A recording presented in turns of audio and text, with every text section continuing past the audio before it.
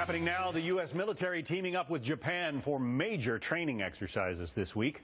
Operation Dawn Blitz involves air, sea, and ground forces, all aimed at beefing up Japan's amphibious attack capabilities. Adam Housley, live at Camp Pendleton, California. Adam.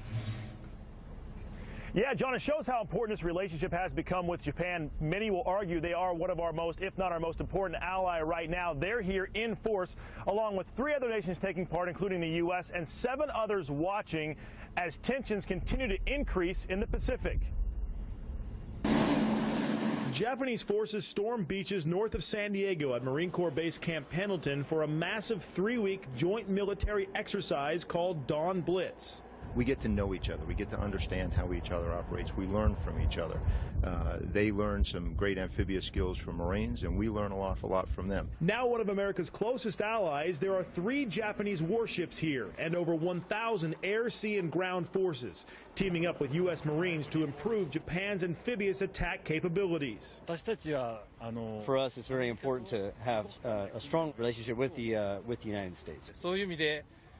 There is a natural role for the ground self-defense force and the maritime self-defense force and the team in an amphibious capacity. Forces from New Zealand and Canada are also here for hyper-realistic training, which includes amphibious beach assaults, air and sea ops, and live fire training. Within the South Pacific, we want to obviously have an independent capability, and that's what we're working up to, and using this experience on this exercise as part of that. The U.S. military says they're shifting focus back to amphibious training now after spending the past decade focused on land warfare in Iraq and Afghanistan. We've been ashore for a long time, doing what the nation needs us to do, but in reality, this is an opportunity for us to get back to our roots.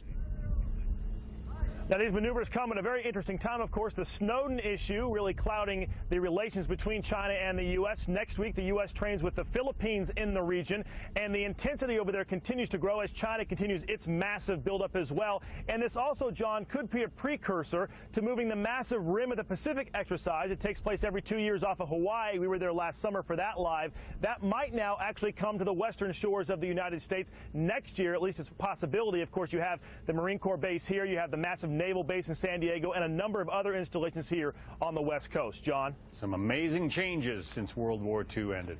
Adam Housley, thanks. Absolutely. Well, court action in the Colorado movie massacre case today with the